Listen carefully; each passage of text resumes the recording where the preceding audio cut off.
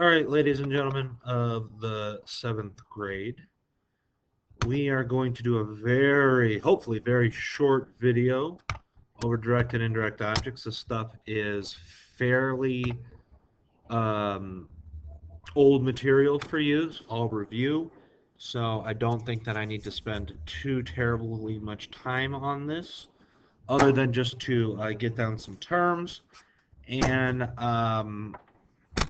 we'll figure it out from there as we go. So, like I said, short video. We're just going to get down the general definition, and then I'll write down how you find them. All right. So, direct and indirect objects can be either nouns or pronouns. And what they do is they, as we know from our last test, complete the action of verbs.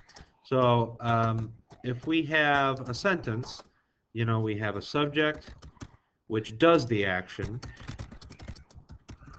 You have the verb, which is the action, if it's an action verb.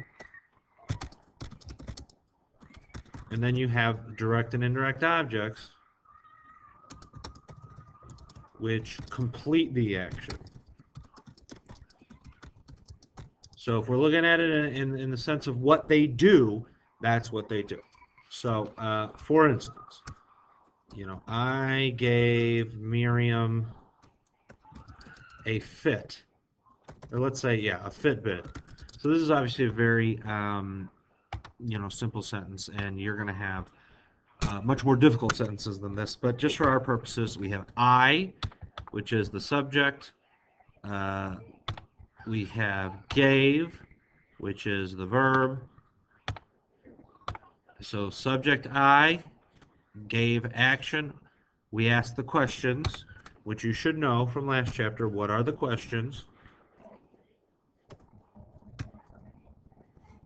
Right? So who or what was given.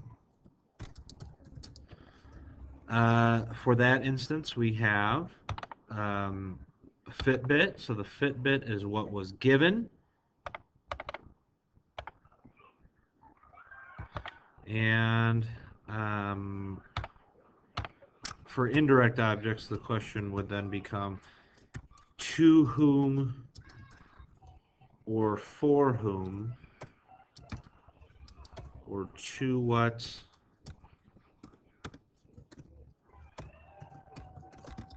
or for what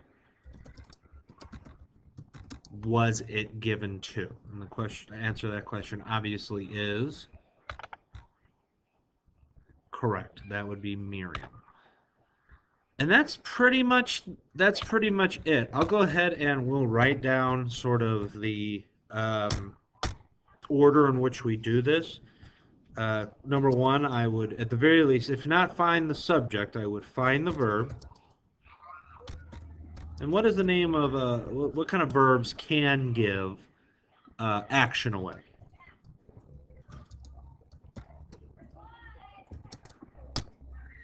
The second thing I would do is ask the question, figure out or label the verb. Is it an action verb or is it a linking verb? And if it's an action verb, we need to find out if it's transitive. And the way that we find out if it's transitive is if we ask the questions that need to be asked, which is who or what is receiving the action, right? So who or what is receiving the action? Who or what is... Come on, Simone. I'm shooting a video. You interrupted me. Thank you. Sorry about that. I was obviously very rudely interrupted. So who or what is receiving the action of the verb, right?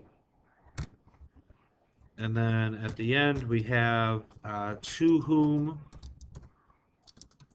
to or for whom, I guess I should say, or to or for what is receiving the action as well. One special note that we need to make about indirect objects. Indirect objects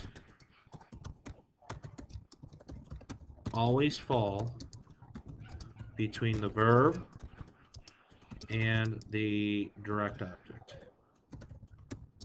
So you may have something that answers the question to or for whom or to or for what, but if it does not fall between the indirect object and the transitive verb, it is no longer a indirect object. Generally, then we would have a object of the preposition. So that's it. Like I said, very short video. We will obviously be practicing this a lot because this has more to do with how complex the sentences are. Just one final note, both direct and indirect objects can always be compound. So you can have more than one.